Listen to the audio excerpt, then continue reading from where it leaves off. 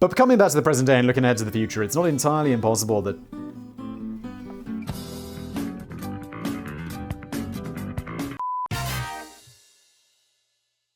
Scarlett Johansson may have helped to save the world a few times on the silver screen in her role as Black Widow in the Marvel Cinematic Universe. But off-screen, she's a greedy, filthy witch, callous individual who'd be more than happy to watch millions of people die from COVID if it helps to fatten her already inflated bank accounts. And with that little intro out of the way, please don't sue me, it's definitely a joke. We love you, Scarlett, and welcome back to Business Blaze. What happens here is I and your host Simon, YouTube's finest scriptwriter, Danny, has written me this piece of potentially legal nightmare material, and then I'm going to read it, and afterwards YouTube's allegedly, I don't know why I said allegedly for Sam, finest video editor is going to add in some of the best memes you've ever seen. That's what we do here. Let's crack on. That's obviously not my opinion. That's the opinion of Mickey Mouse, and he usually has a fair bit of clout in Hollywood. Talk to me like that! But it's refreshing to observe a rich and successful actress garnering so much public support in a legal battle to get what she's due from Disney. Yeah, normally when rich people have rich people problems, Twitter and the entire world are like, fuck you, Richard, you dickhead, go into space. Why don't you use that money to feed the poor? And I read all these comments and I'm like, that just displays a fundamental lack of understanding of economics, doesn't it? Controversial comments, smash that dislike button. Under normal circumstances, we wouldn't really tend to have much sympathy for someone with a reported net worth of, wait for it, $165 million, complaining that they were underpaid on their last job. I mean, it's all relative, isn't it? But it's a different kettle of pearl earrings with Scarlett Johansson. Is it Johansson or Johansson? Or Don't Care a Hanson? Oh, because go with the pearl earring. Clever, Danny. Well done. I have seen movies. I've not seen The Girl with the Pearl Earring. What kind of garbage is that? Oops, my anarchy symbol. Reaction from the media and the Twitter sphere included such passionately worded messages of encouragement as, I don't care how rich Scarlett Johansson already is. She was f***ed over through a breach of contract and she should sue. Thank you, Twitter legal expert. Disney is worth about $130 billion and doesn't even want to pay an actress what she rightfully deserves. It disgusts me! I love how people get so outraged about this stuff. It's like, who cares? You're not Scarlett Johansson. She's probably not even this upset. Her lawyers were probably like, you should do something about that, Scarlett. She was probably like, yeah, I mean, all right. I'm already mega rich, right, guys? And the lawyers are like, yeah, Scarlett, but we love money. We know you love money. Why don't we make some money together? And she's like, oh, okay, fine. I'm just so annoyed with Disney right now that I feel like I could write a letter to my MP. Just got real. Danny, I know you made that last one up because it's the most British thing in the world. Like, middle-class British problems are dealt with by writing, Dear my local MP, Member of Parliament for you Americans. I guess it's like writing to your congressman or whatever, you know, that they're never going to pay attention.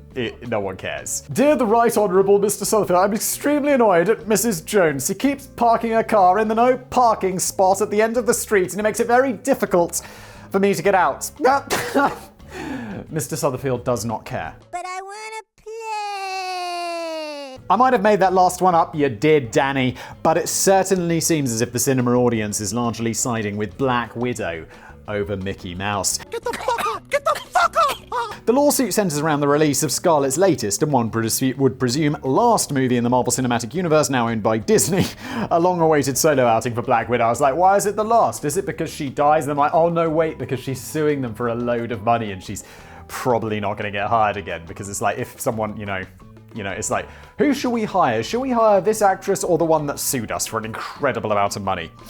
Let me think. She claims that her contract was largely based on box office performance of the movie and that the promise that Black Widow would receive an exclusive theatrical premiere just like all the other previous major entries into the Avenger franchise, but it wasn't to be.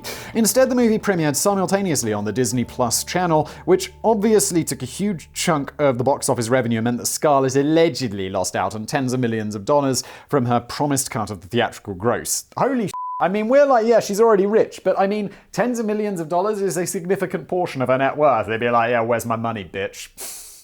Disney? Jesus, I want my money. Jesus, Bring your little stupid ass on. Also, I love that Disney started out in this company. It's like, oh yeah, it's cartoons and Walt Disney and Mickey Mouse and the happiest place in the world. And now it's like, we will own everything. Everything that exists. I'm probably going to be owned by Disney. I probably am owned by Disney. I don't even know it yet. It's Disney. Sorry, business daddy. Potential business, alleged business dad. They don't really own me. Do we have a problem? Someone the other day was like, this Simon guy, such a neo-lib. I bet he's paid for by like some neo-lib think tank who are paying him to say all these neo-lib things. And I'm like, one, what the f*** is a neo-lib? And two, I just like stirring conspiracy theory. And they were like, no, look at all the sponsors. He's got so many sponsors. He can't be being paid by some think tank. And I love just jumping in just to stir the pot. And I'm like, no. The sponsors are just cover for my actual payment from the CIA. The simultaneous streaming release had also been largely blamed for the fact that Black Widow is one of the lowest grossing Marvel films of all time, raking in just $319 million in a franchise which usually expects to see a figure closer to $1 billion.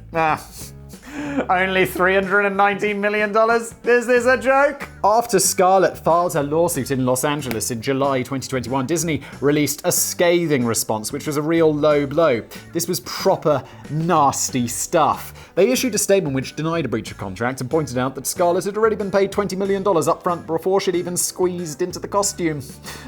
They finished off with the words, "The legal action is sad and distressing in its callous disregard for the horrific and prolonged global effects of the COVID-19 pandemic."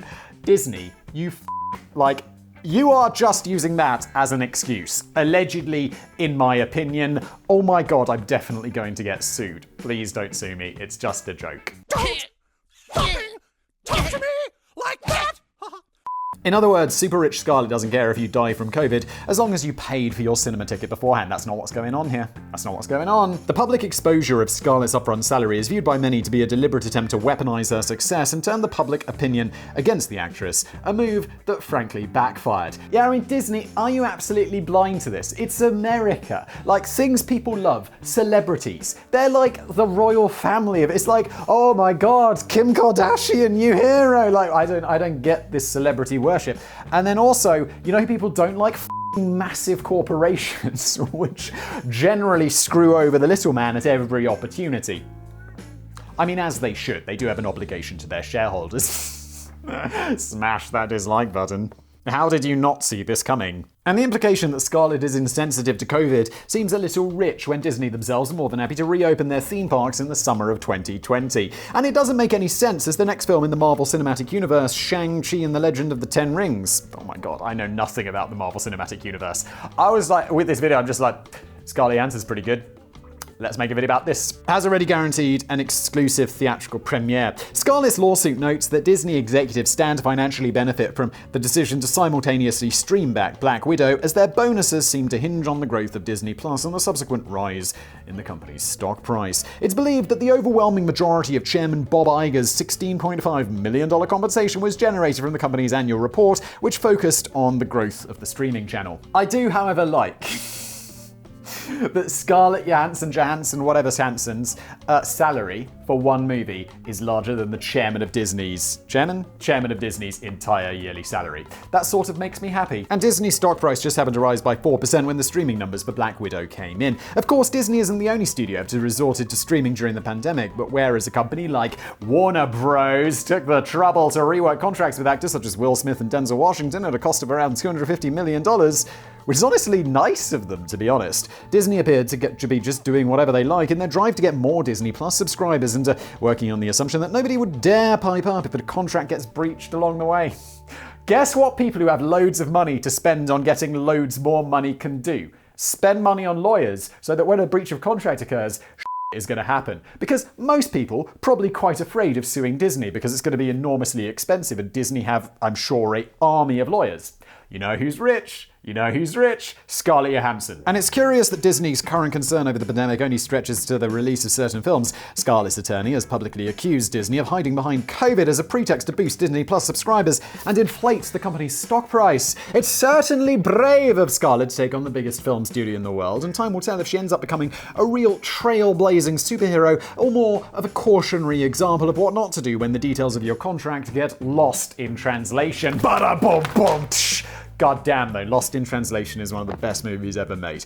I'd put my $10 on a long, drawn-out battle, which ends up in a private settlement, and I wouldn't expect to see any further appearances from Black Widow anytime soon, which is going to cost Disney a lot, because I'm sure further Black Widows would be amazingly, amazingly profitable. But Scarlett is certainly not the first actor to take on the big guns in Hollywood. One of the very earliest and most significant examples of an actor daring to file a lawsuit against her paymasters happened way back in 1943, during a time when the five major movie studios were even more powerful than they are today. They enjoyed, that is kind of scary to me. It's like Disney. When I think of like powerful, scary shit, it's like Disney.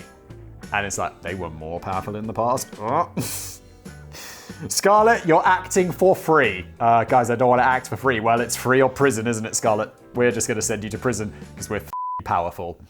I don't know how that would work. That's unrealistic. But whatever. It's a lie, allegedly, in my opinion. Oh, that's good, because I thought we had a problem for a minute there, huh? All right, now, get out there and make me some goddamn money, huh? They enjoyed control of every single aspect of production and distribution, including ownership of the actual movie theaters. In many ways, they own the actors too. Oh, that sounds a lot like slavery. Let's not do that. Let's not do that. When a young Olivia de Havilland signed a 7-year contract with Warner Bros., she effectively became the property and plaything of the co-founder and boss himself, Mr. Jack L. Warner. Olivia enjoyed considerable success in the 1930s, appearing alongside Errol Flynn in The Adventures of Robin Hood and chalking up celebrated appearances in the likes of Dodge City and Gone with the Wind. Spoiler, I mean not a spoiler, I've seen none of these movies. Oh, it is a fucking surprise. She was also known for her very public romances with the like of James Stewart and Howard Hughes, and once memorably spurned the slobbering Star Trek advances of future President John F. Kennedy. But there's a big problem with Olivia's 7-year contract with Warner Bros. It was a crock of horse shit. The 7 years exclusivity referred to days spent working on a movie. Oh my god. You're just there until you die. Naturally, nobody apart from Simon works every single day of the week. You'd expect to get days off, weekends, and holidays. On top of that, most actors are likely to spend a fair bit of time in between movies. Yeah, I guess that they must. Like, making a movie's hard. Like, they're there all the time. You gotta work at night and shit. It's like, woof. What makes you say that? But none of these days off counted on the contract when the likes of James... I feel like, I know... I'm sure there was a lot of pressure to sign that contract and all of that stuff, but... definitely have a lawyer look over that shit. I'm sure there was a good reason. But none of those days off counted on the contract. While the likes of James Cagney and Betty Davis reached the end of their long contracts, they were often horrified to discover they'd still got several months of contract left to fulfill. Just to make matters worse, if any actor dared turn down an offered role, crafty Jack Warner would place them under suspension for several weeks, and of course this suspension time was tacked on to the duration of their contracts. These are the worst. Like, whenever there's a... Normally, like, I don't know, there's a lot of contracts for like sponsors and stuff, and allegedly I don't read them very thoroughly. I just make sure it's like, they're generally like quite short. But if it's a contract that is something more major, I will read it, I will have a lawyer look over it, and this is like not this serious, not this level of serious. By the 1940s, Olivia wasn't very happy with some of the tat that Warner was tossing in her direction, so she held out for better roles, but this meant that she spent a lot of time on suspension without pay, and when she finally felt that she was on the brink of breaking free from her stifling 7-year contract in 1943, she was told that she was still legally tied to Warner for the next 6 fucking months. Oh my god, so did she really work for all that time, or what? That's crazy. So with the backing of the Screen Actors Guild, Olivia took her cause to Los Angeles County Superior Court, arguing that contracts should relate to lapsed time since the first performance rather than the elapsed years of working time. I mean, yes, 100%. When you signed the contract, that is something you should have said. But like trying to get the contract you signed amended later when you knew what was in there, I mean, that's a bit of a hard ask, isn't it? I mean, I absolutely hope you get it because those guys, but I mean, it's tricky. Jack Warner went hopping bloody mad. He ranted, "We bought her!" Oh no, sorry. I mean, you kind of did. "We brought her from obscurity to prominence and made it possible for her to get $125,000 for each picture, which she's now getting nearly 80 years later. It looks as if Disney has been absorbing some of the lessons from Jack L. Warner's School of Charm. Might be a lesson there, Disney. Might in there. Despite everyone thinking that Olivia was engaging in career suicide, the courts ruled in her favour, and this landmark decision also became known as the de Havilland Law, stripping away a film studio's complete ruthless ownership of their stars and allowing actors to have more control over their own freelance careers. The stars of today have a lot to thank Olivia de Havilland for. Yeah, I mean, excellent law, excellent judgment. I'm very pleased that all of this worked out, and f*** you, Jack Warner, you knob. Allegedly. He's dead. What's he gonna do? He's definitely dead, right? I hope he's... I'm not gonna hope he's dead, but look, he was doing business a long time ago. He probably smoked a lot. Allegedly. Things did get a little gloomy for Olivia, though, as Jack Warner actively discouraged other studios from hiring the actress, and she spent nearly 3 years out of work before making a triumphant return in the mid-1940s and bagging 2 Oscars along the way. Legend. Olivia's acceptance speeches strangely made no mention of Jack Warner. I think they should have. In an extremely negative light. I heard what you did, and that isn't very poggers. One of the most curious lawsuits filed against a movie studio involved an actor who didn't even appear in the bloody film. In the original Back to the Future movie from 1985, Crispin Glover took on the role of Marty McFly's socially awkward dad. Wait, did he not appear in the 2... Oh, he doesn't appear in the 2 sequels, does he? But he doesn't appear in the 2 sequels. Crispin was apparently not happy with the script for Back to the Future 2, and also not particularly happy that he was only being offered $125,000 to reprise the role, whereas every other cast member was being offered considerably more. That's a bit weird.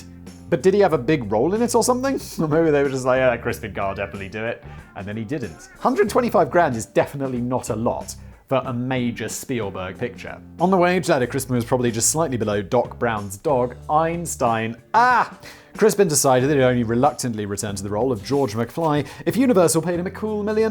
In response, filmmakers, including producer Steven Spielberg, just told him to piss off. They cut down the screen time of George McFly and gave the greatly reduced role to unknown actor Jeffrey Reisman instead, but the studio then went down a deeply unusual route. Wait, did they replace him? I love Back to the Future, I never noticed this. They replaced his... Didn't they replace Marty McFly's girlfriend? Or was it Jennifer? They replaced her, right? Or something. Didn't they recast? I don't know. Look, let's move on. This is where it's like, not in the script, don't know the facts, shut the fact boy and read the script. George McFly wasn't the only character to be recast for the Back to the Future sequels. Marty's girlfriend, Jennifer, played by Claudia Wells in the original movie, but this actress sadly put her career on hold to care for her sick mother. In the role of Jennifer in the sequels went to the rising star Elizabeth Shue, and I guess she rose quite a lot because I've definitely heard of her. But whereas Jennifer got a new face in the sequels, which some viewers may never even have noticed, it appears that George McFly very much kept his old face. They used that face-off technology, didn't they? They took Crispin Glover's face and they put it on... I can't remember the dude's name, and it was on the page I threw away, so yeah.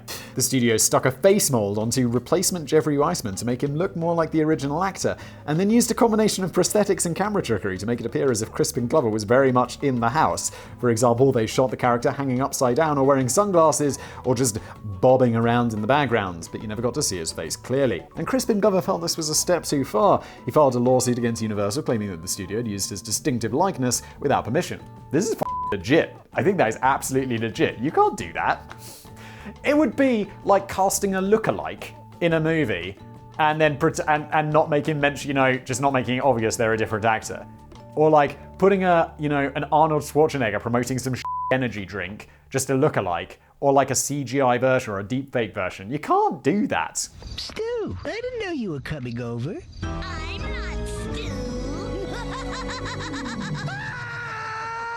Apparently, the whole idea of trying to make Crispin Glover clone had become something of a joke on set. Jeffrey Reisman later revealed to crew members that they often called him Crispin. He tells the story that when he met Steven Spielberg for the first time, Spielberg's opening line to him was, "Hey, Crispin, I see you got your $1 million. Ah, ha, Steven, hilarious." But you're about to get sued. The mood probably wasn't quite so giddy when Universal lost their appeal for the lawsuit to be dismissed and ended up reaching a private settlement with Crispin. Tell you what, it was more than $125,000. Allegedly, in my opinion, maybe. It would have been interesting to see how things might have panned out if the case had run its full course, as it may have set a legal precedent. We're all very used to the idea of a character getting recast in a film or TV show, but the lines get a bit blurred when a studio doesn't just hire a new actor to play the character, they hire a new actor to play the role of an original actor playing the role of the character. Oh my god, I'm so lost, but I think I understand because I'm a big brain. It's reported that in some quarters, Crispin walked away with nearly $800,000 from the settlement, so it turns out he came close to getting that $1 million after all. Hey Crispin, I saw you got your $1 million. Yeah, I did, Steven. I did. It was expensive with the legal fees, but worth it. Mwah. I don't know why I'm being so hard on Steven Spielberg. I really like his movies. That is fucking disgusting. But coming back to the present day and looking ahead to the future, it's not entirely impossible that...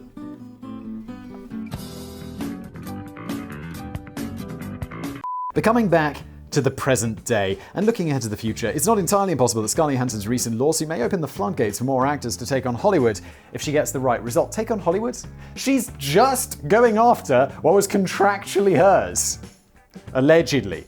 Until it's proven in a court of law. Let's hope she doesn't follow in the same exact steps as Olivia de Havilland and spend the next 3 years out of work. Hollywood studios do seem to get nervous around actors when they get all litigious. Pipe down, actors! Put those lawsuits away and just take the large amounts of money we're giving you. Sorry, I got the Mickey Mouse ears right now. There have already been some murmurings that Emma Stone is considering filing a similar lawsuit against Disney after the star of the new 101 Dalmatians prequel Cruella was left underwhelmed with the movie's disappointing box office performance, which again was blamed largely on the simultaneous streaming release. Also, I've never heard of this 101 Dalmatians film Cruella. Definitely heard of Black Widow. Might just be because they didn't promote it very much. Maybe it was a bit But it has to be said that at the time of writing this script, Scarlett's Marvel's co-stars have fallen ominously silent. It's probably that they're seriously considering the implications on their own future careers before they show any public support for Scarlett, which would naturally involve throwing shade at the biggest film studio in the world. Well, me, my career in Disney is over, isn't it? The dream is done. No! If only the likes of Iron Man, Hulk, and Thor could find the courage to assemble alongside Black Widow, I'm pretty sure they'd prove to be more than a match for Scrooge McDuck. This has been an episode of Business Blaze. Thank you for watching. Yo, if you enjoyed this video and like to see more content like this, I'm going to link to a video on screen that I think you might enjoy. Click on it now, check it out. Thank you for watching.